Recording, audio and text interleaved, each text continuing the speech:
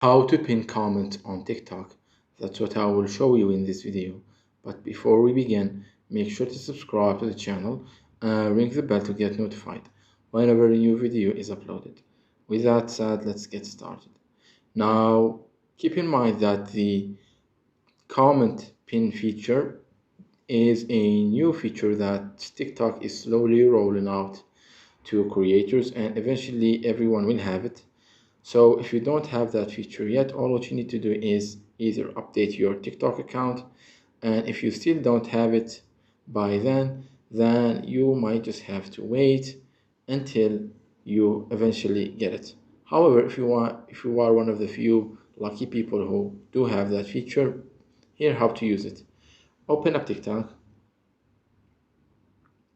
and once you do that, navigate to your profile page by clicking on the profile picture at the bottom right. And once you're here, navigate to the post that you want to pin a comment on. Say for example this one right here.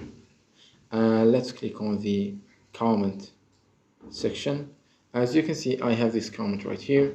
So all what you need to do is just click and hold on the comment till you get this pop-up window right here, in which you will be able to find an option that says pin comment.